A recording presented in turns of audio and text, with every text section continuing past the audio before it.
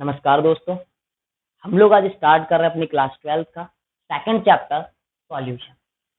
देखिए solution basically हमारे board exam में 5 मार्क्स का आता है।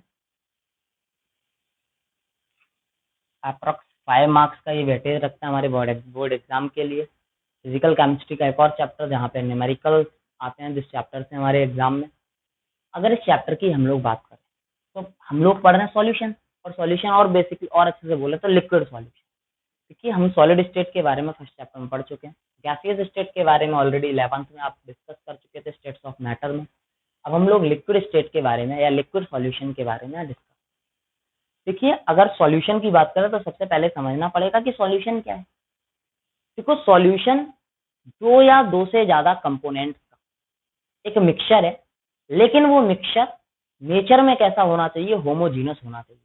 मतलब चीजों के मिक्स होने के बाद एक सिंगल फेज या यूनिफॉर्म फेज का विजुअलाइजेशन होना चाहिए। तो मैं बोल सकता हूं it is the homogeneous mixture of two or more components. दो या दो से ज्यादा कंपोनेंट्स का एक जो होमोजीनस मिक्सचर होता है उसको आप क्या बोलते हैं, सॉल्यूशन बोलते हैं। लेकिन हम लोगों के सिलेबस में जो सॉल्यूशन हमें पढ़ना है उसमें दो कंपोनेंट्स होने चाहिए, और उन दो कंपोनेंट से बनने वाले सॉल्यूशन को, अगर ये कंपोनेंट दो है तो बाइनरी सॉल्यूशन, तीन है तो टर्सरी। तो यहाँ पर हम लोग जो अपने सिलेबस में पढ़ेंगे वो सॉल्यूशन कैसे होंगे, बाइनरी सॉल्यूशन। बाइनरी सॉल्यूशन, और बाइनरी सॉल्यूशन का मतलब कितने कंपोनेंट्स होंगे, ओनली टू। और टू कंपोनेंट्स हैं तो उनमें से एक कंपोनेंट तो होता है सॉल्यूट और दूसरा कंपोनेंट कौन होता है, सॉल्वेंट। एक कंपोनेंट कौन होगा, सॉल्यूट, एक कंपोनेंट कौन होगा, सॉल्वेंट। सॉल्यूट किसे बोलते हैं, बेसिकली ऐसे ही डिफाइन करते हैं, ऑलरेडी आप 9th क्लास से इस चीज को पढ़ रहे हैं। तो सॉल्यूट उस कंपोनेंट को बोलते हैं जो जनरली स्मॉल अमाउंट में लिया जाता है, जिसको आप डिसॉल्व करते हैं। जबकि सॉल्वेंट आप उसे बोलते हैं जो एक्सेस में लिया जाता है और जिसमें चीजों को डिसॉल्व करते हैं। फॉर एग्जाम्पल अगर मैं यहाँ पे बात करूं, मैंने क्या करा, एक ग्लास या एक बीकर लिया, जिसमें वाटर को लिया, और वाटर में मैं ग्लूकोज को डिसॉल्व कर रहा हूँ। इसको डिसॉल्व कर रहा हूँ, ग्लूकोज को, किसमें, वाटर में। तो यहाँ पर मैं डिसॉल्व किसे कर रहा हूँ, ग्लूकोज को। तो जो ग्लूकोज है वो किसकी तरह बिहेव करेगा, सॉल्यूट की तरह। जबकि वाटर किसकी तरह बिहेव करेगा, सॉल्वेंट की तरह, जिसके रिजल्टिंग एक सॉल्यूशन मिलेगा। ठीक है, तो सिंपली दो कंपोनेंट सॉल्यूट और सॉल्वेंट जब मिलते हैं और उसके रिजल्टेंट एक जो होमोजीनस मिक्सचर मिलता है, उस होमोजीनस मिक्सचर को ही आप क्या बोलते हैं, सॉल्यूशन बोलते हैं। किसी भी सॉल्यूशन में सॉल्यूट या सॉल्वेंट किसी भी फिजिकल स्टेट में हो सकते हैं। कोई भी सॉल्यूट, सॉलिड, लिक्विड, गैस किसी भी स्टेट में हो सकता है, सॉल्वेंट भी सॉलिड, लिक्विड, गैस किसी भी स्टेट में हो सकता है। तो फिर जो गैस, जो आपका सॉल्वेंट है उसकी physical state type of solution को डिसाइड करती है। अगर अगर आपका सॉल्यूशन में जो सॉल्वेंट है वो सॉलिड है तो फिर वो सॉल्यूशन भी सॉलिड सॉल्यूशन कहलाएगा। अगर जो सॉल्वेंट है वो लिक्विड है तो फिर आपका जो सॉल्यूशन है वो लिक्विड सॉल्यूशन कहलाएगा। और अगर आपका जो सॉल्वेंट है वो गैसियस फॉर्म में है तो फिर आपका सॉल्यूशन भी गैसियस सॉल्यूशन कहलाएगा। गैसियस सॉल्यूशन, लिक्विड सॉल्यूशन या सॉलिड सॉल्यूशन को आपकी एनसीईआरटी में एक टेबल दे रखी है, उसकी हेल्प से एक्सप्लेन किया गया है।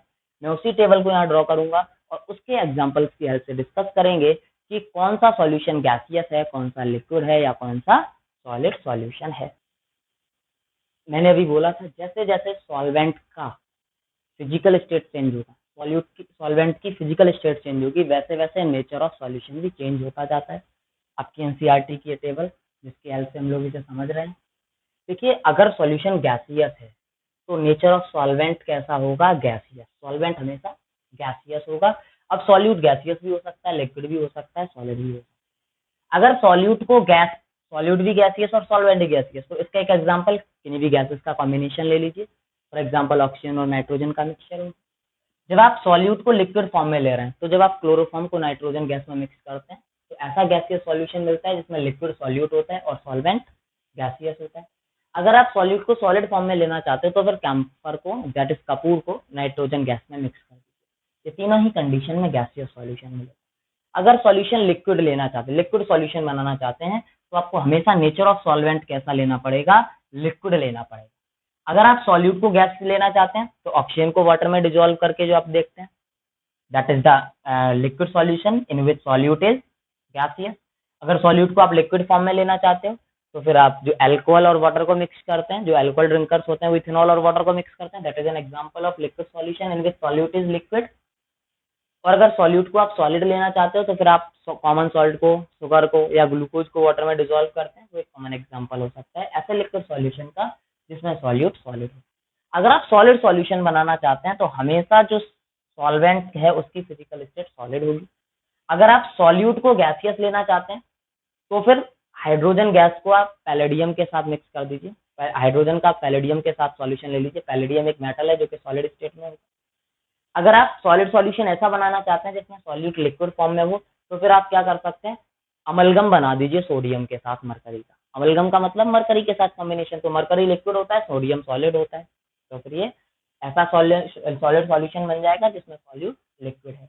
अगर आप ऐसा सॉलिड सॉल्यूशन बनाना चाहते हैं इसमें सॉल्यूट भी सॉलिड हो तो फिर आप कॉपर और गोल्ड को मिक्स कर दीजिए, या सिंपली जितने भी आप अलॉय बनाते हैं उन सब के केसेस में सॉलिड सॉलिड को मिक्स करते हैं तो वो सॉलिड सॉल्यूशन के एग्जांपल में आ जाए।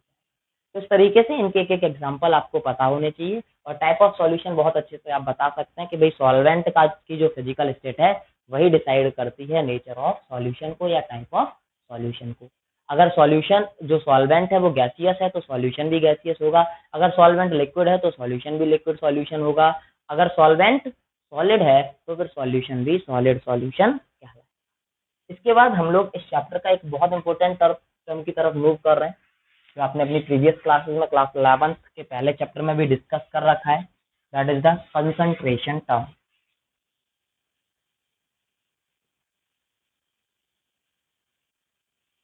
कंसंट्रेशन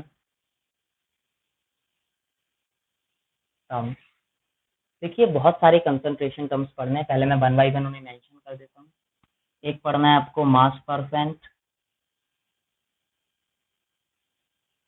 एक आपको पढ़ना है वॉल्यूम परसेंट,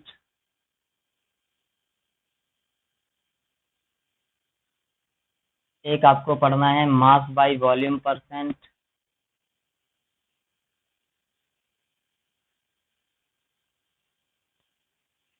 एक आपको पढ़ना है पार्ट्स पर मिलियन,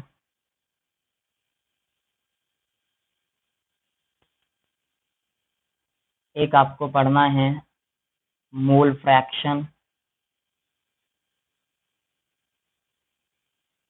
आपको पढ़ना है मोलरिटी, आपको पढ़ना है मोललिटी। वैसे तो और भी टर्म्स होते हैं जहाँ नॉर्मलिटी, फॉर्मलिटी होती है, स्ट्रेंथ होती है, लेकिन वो हमारे 12th सिलेबस में नहीं है। 12th में हमारे 7 कंसंट्रेशन टर्म्स। लेकिन बात आती है कि व्हाट इज, क्या आवश्यकता है इन कंसंट्रेशन टर्म्स को पढ़ने की, नीड क्या है। तो एक बात को जरा समझिए, हम लोग अब तक जब 10th में थे या उस और प्रीवियस क्लासेस में थे, जूनियर क्लासेस में थे, तो हम लोग बोलते थे कोई भी जो सॉल्यूशन है केमिस्ट्री में या तो कंसंट्रेटेड होगा या डाइल्यूट होगा। अब कंसंट्रेटेड कितना होगा, पहले हम सिर्फ क्वालिटी बताते थे, क्वालिटेटिवली डिस्कस करते थे कि कंसंट्रेशन इसमें भाई ज्यादा है, इसमें कम है, बट उसकी क्वांटिटी कितनी है, मेजरमेंट कैसे करेंगे, तो उन मेजरमेंट के लिए हम लोग इन टर्म्स को यूटिलाइज करते हैं। तो वन बाई वन हम इन सारे टर्म्स को देखेंगे। तो पहले सबसे पहले हम लोग फर्स्ट टर्म की बात करते हैं, that is the mass percent. बहुत आसान से टर्म्स हैं, फॉर्मूले बहुत आसान है इनके। मास परसेंट, मास परसेंट जिसे हम लोग W बाई W परसेंट से डिनोट करते हैं। देखो एक बात, जब आप कभी भी परसेंटेज निकालते हो तो जिस चीज की परसेंटेज निकालते हो तो उसका अमाउंट ऊपर लेते हैं, नीचे टोटल लेते हैं, मल्टीप्लाई करते हैं 100। तो यहाँ पर जो कंसंट्रेशन निकालना है वो किसके रेस्पेक्ट में निकालना है, सॉल्यूट के रेस्पेक्ट में। तो फिर मास परसेंट का फॉर्मूला क्या हो जाएगा, ऊपर किसको लेंगे, भाई मास ही लेना है, तो ऊपर भी मास और नीचे भी मास। लेकिन ऊपर मास किसका, सॉल्यूट का। टोटल मास किसका होगा, सॉल्यूशन का, मास ऑफ सॉल्यूशन। और जब परसेंटेज निकालते हैं तो मल्टीप्लाई करते हैं कितने का, 100।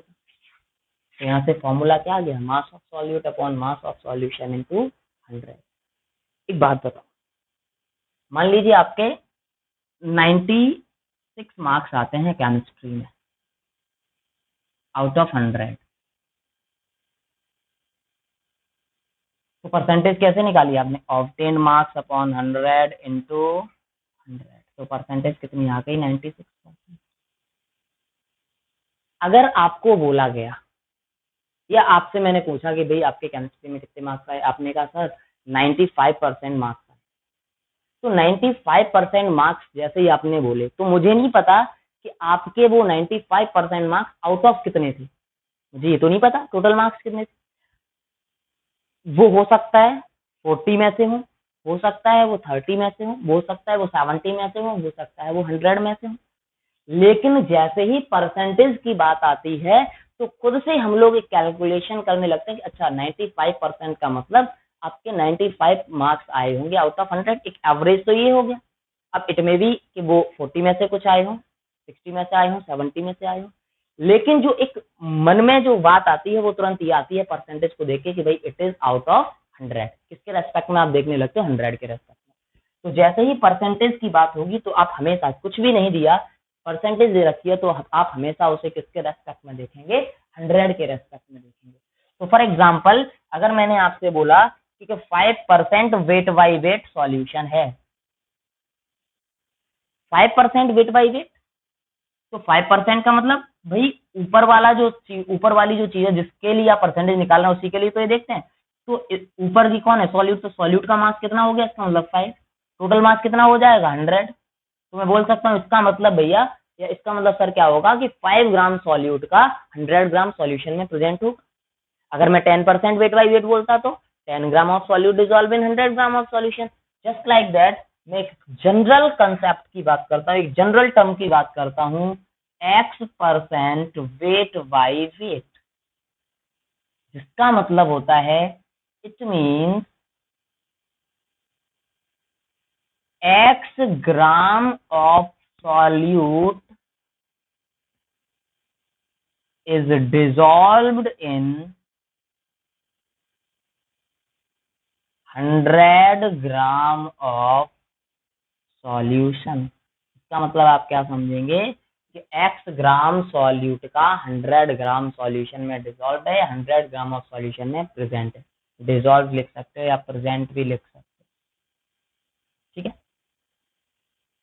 बहुत इंपॉर्टेंट है, बहुत काम आएगा आगे, मोलरिटी या मोलालिटी पे बेस्ड क्वेश्चन करेंगे वहां पे। फॉर एग्जाम्पल आपको क्वेश्चन दे रखा है कि भाई जो मास ऑफ सॉल्यूट है, मास ऑफ सॉल्यूट है वो आपको दे रखा है 10 ग्राम।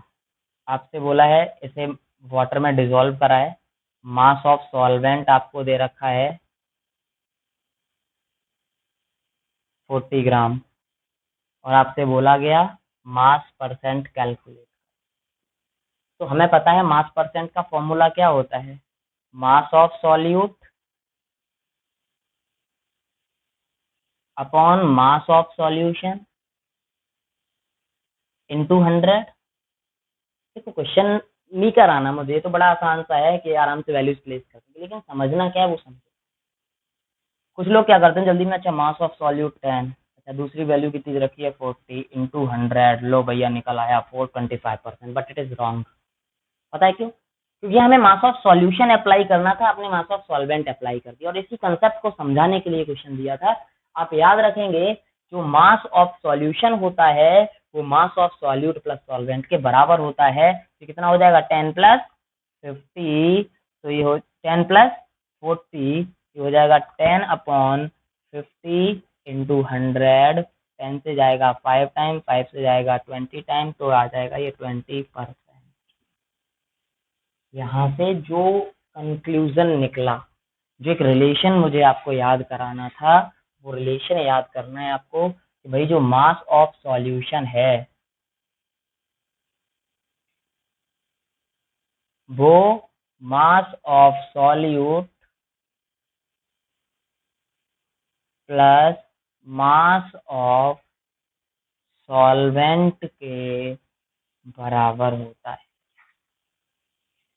अगर कोई एक वैल्यू दे रखी हो, दूसरी दो वैल्यू पता हो, तीसरी अननोन हो, वो आप यहाँ से कैलकुलेट कर पाए। ठीक है, जस्ट लाइक दैट हम बात करते हैं वॉल्यूम परसेंट।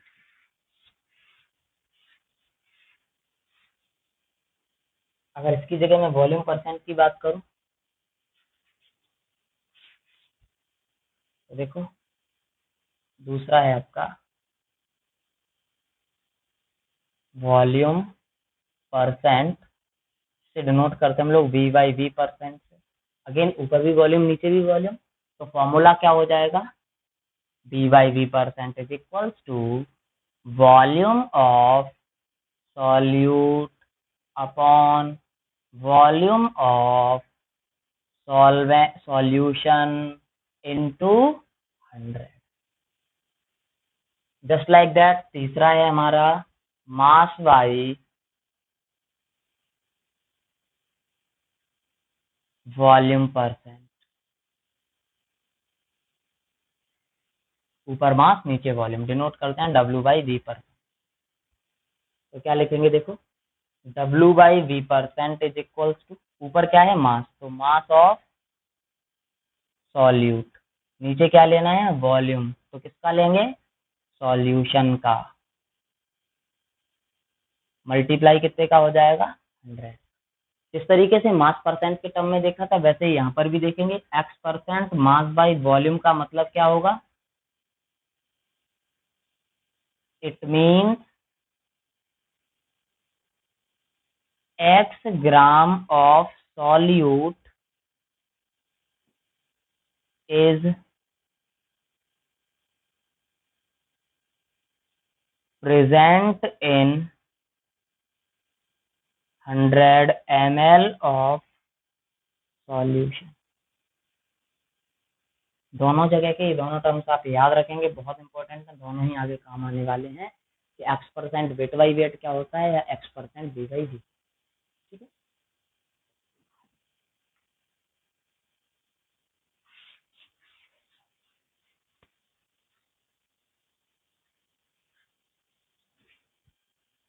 नेक्स्ट है आपका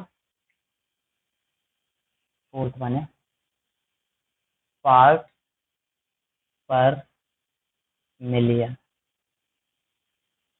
जिसे आप पीपीएम बोलते हैं। जिस तरीके से थोड़ा सा कंसंट्रेशन ज्यादा होता था तो हम लोग मास परसेंट वॉल्यूम परसेंट या मास बाई वॉल्यूम परसेंट का यूज करते थे, उसी तरीके से अगर कोई भी सब्सटेंस ट्रेसेस में हो, बहुत स्मॉल अमाउंट में हो, तो फिर आप पर मिलियन की बात करते हैं, पीपीएम की बात करते हैं। तो फॉर्मूला आता है PPM is equals to number of given component upon total number of component into 10 to the power 6, number of given components upon total number of components into 10 to the power 6। But याद रखना, ये formula simply higher levels पे, higher classes में इस तरीके का use होता है। हम लोगों के लेवल पे ये जो पार्ट्स पर मिलियन है, वो mass by mass, volume by volume या मास बाई वॉल्यूम के रेशियो में ही यूज होता है। मान लो पीपीएम बाई मास निकालना होता, तो फिर क्या हो जाता, PPM is equals to mass of solute upon mass of solution into 10 to the power 6। जो मास परसेंट, वॉल्यूम परसेंट या मास बाई वॉल्यूम परसेंट थे, उन्हीं में अगर आप 100 की जगह 10 टू द पावर 6 का मल्टीप्लाई कर दें, तो ppm by mass, ppm by volume या पीपीएम मास बाई वॉल्यूम का कंसंट्रेशन कैलकुलेट हो जाएगा। इस चीज को आप याद रखें। ठीक है, थोड़ा सा आगे और बढ़ते हैं और फिफ्थ कंसंट्रेशन टर्म की तरफ मूव करते हैं, and that is the mole fraction, denote करते हैं जिसे हम लोग जाई से। देखो, पहले तो हम लोग समझते हैं कि फ्रैक्शन क्या होता है, बेसिक में जाते हैं, बिल्कुल जो बिल्कुल लोअर लेवल पे। आप जब छोटे थे तो फर्स्ट क्लास में, सेकंड क्लास में क्वेश्चन आते थे। मान लीजिए आपको दे देते थे एक ये सर्कल है, और इस सर्कल को उन्होंने क्या करा, 8 इक्वल पार्ट्स में डिवाइड कर।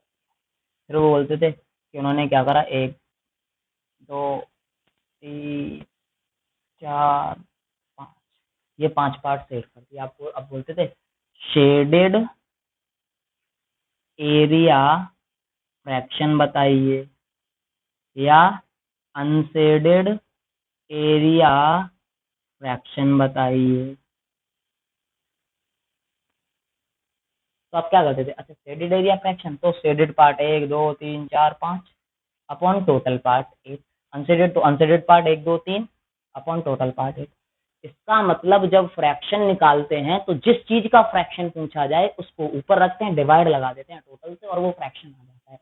जस्ट लाइक दैट ये भी तो एक फ्रैक्शन है, लेकिन ये फ्रैक्शन किसका है, मोल्स का। तो मोल्स का फ्रैक्शन है तो मोल्स के रेस्पेक्ट में देखेंगे। तो हमने बोला था कि जो सॉल्यूशन है वो आप बाइनरी पढ़ने वाले हैं, 2 कंपोनेंट का पढ़ने वाले हैं, कंपोनेंट 1 और कंपोनेंट 2। अगर मान लो पहले कंपोनेंट की मोल फ्रैक्शन निकालनी है तो Xi1 इज इक्वल टू हो जाएगा number of moles of first component upon total number of moles. Total number of moles का मतलब N1 प्लस N2। इस बात में कोई परेशानी क्या। दूसरे कंपोनेंट की मोल फ्रैक्शन निकालनी है तो N1 N2 upon N total, भाई जिसकी मोल फ्रैक्शन है उसके मोल्स अपॉन टोटल मोल। लिख सकता हूँ N2 upon N1 plus N2, कोई परेशानी इस बात में। अच्छा एक बात और सुनो, अगर मैं इन दोनों को कंबाइन करूं, जोड़ूं, तो 5/8 प्लस 3/8 कितना आएगा 1। तो ऐसे इन दोनों को भी जोड़ूं तो क्या आएगा 1। तो कंक्लूजन को समझना है आपको, ये मतलब नहीं था, ये बस समझा रहा था क्या है। तो Xi1 plus Xi2 is equals to 1 होता है, hence Xi1 is equals to 1 minus Xi2। अगर आपको किसी एक कंपोनेंट की मोल फ्रैक्शन पता है तो दूसरे कंपोनेंट की मोल फ्रैक्शन में को आप कैलकुलेट कर सकते हैं 1 में से गिवन मोल फ्रैक्शन को सब्ट्रैक्ट करके। अब नंबर ऑफ मोल्स के वैसे तो आप 3 फॉर्मूले बेसिकली पढ़ते हैं, लेकिन हमें यहाँ पे अपने चैप्टर में एक फॉर्मूला यूज करना है, N is equals to W upon M, that is mass upon molar. इस फॉर्म में मैं इस फॉर्मूले को जरा कन्वर्ट कर देता हूँ। नंबर ऑफ मोल्स के फॉर्मूले को मैं ऊपर लिख दे रहा हूँ यहाँ पे, number of moles is equals to mass upon molar.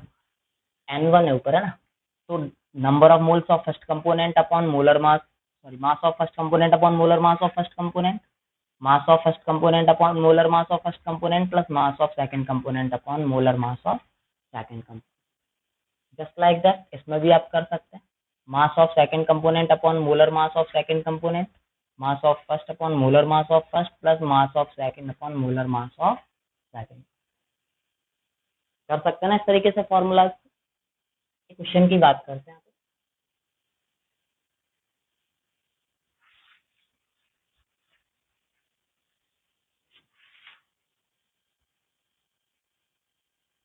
Question मान लीजिए आपको दे दिया गया, a solution is prepared by dissolving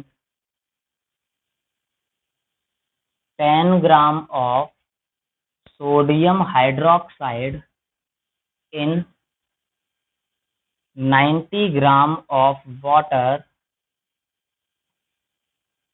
Determine the mole fraction of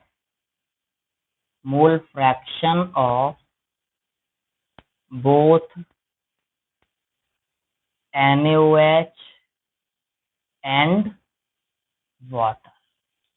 ठीक है भाई, आपने दिया 10 ग्राम है, ठीक है ना, ओके, हमने सॉल्व करना स्टार्ट करा। देखो जरा, मैंने बोला कि भाई जो मास है NaOH का वो कितना है 10 ग्राम, मोलर मास NaOH का कितना होगा जरा कैलकुलेट करो।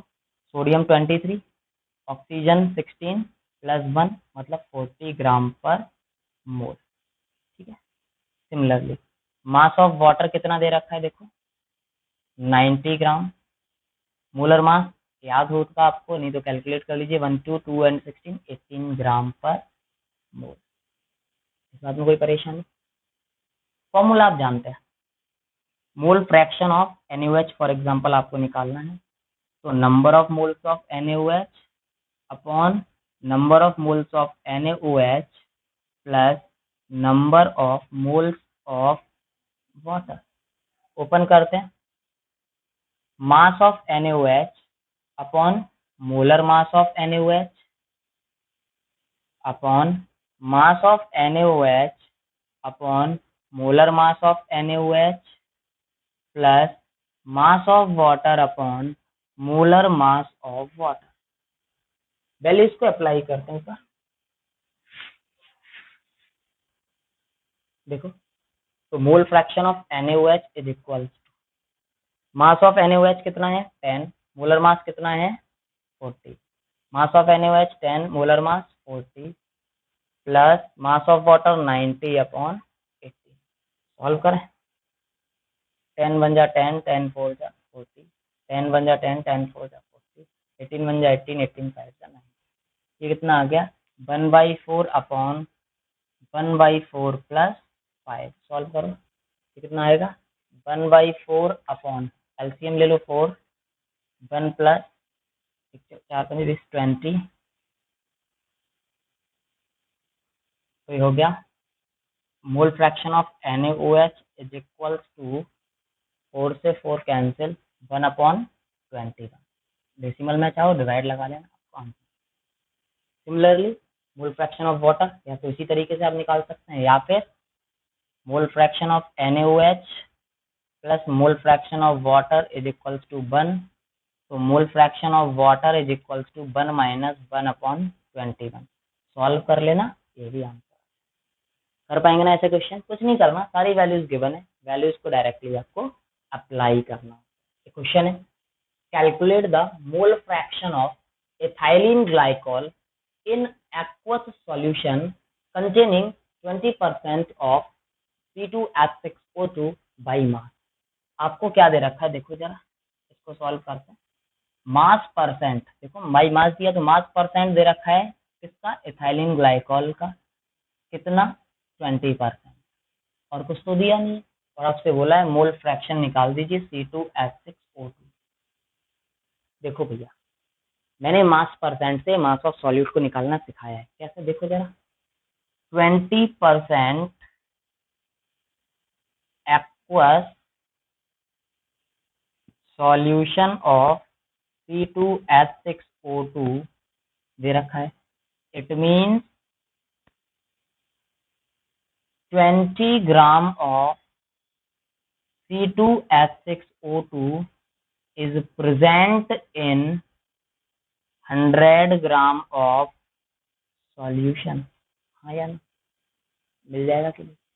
अरे भाई, तो फिर यहाँ से मास ऑफ C2H6O2 कितना आ गया 20 ग्राम, मास ऑफ सॉल्यूशन कितना है 100 ग्राम, तो मास ऑफ वाटर यहाँ पे कितना आ जाएगा, 100 में से 20 को सब्सट्रैक्ट कर देंगे, 100 माइनस 20 दैट इज 80 ग्राम। इस बात में कोई परेशानी। मोलर मास C2H6O2 का निकालो, देखो 12 टू जा 24 प्लस 1 6 जा 6 प्लस 16 टू जा 32, ऐड करो 62 ग्राम पर मोल। वाटर का मोलर मास कितना होता है, बोलो 18 ग्राम पर मोल। मास दोनों के पता हैं, मोलर मास दोनों के पता हैं, क्या आप C2H6O2 की मोल फ्रैक्शन नहीं निकाल पाओगे, निकाल लेंगे ना। फॉर्मूला में लगा देता हूँ, फॉर्मूले को लिख देता हूँ मैं, वहाँ पे आप वैल्यू प्लेस कर लीजिएगा।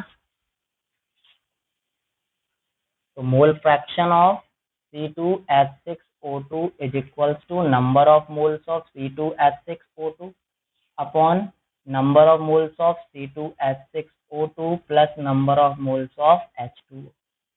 क्या लिखेंगे आप, मास ऑफ C2H6, मैं नीचे लिख देता हूँ ना, क्या हो जाएगा ये, मास ऑफ C2H6O2 और लिख molar mass of C2H6O2 upon mass of C2H6O2 upon molar mass of C2H6O2 plus mass of water upon molar mass of water. सारी की सारी वैल्यूज को प्लेस कर देना, आपको मोल फ्रैक्शन आ जाएगा किसका, इथाइलिन ग्लाइकॉल का, दैट इज C2H6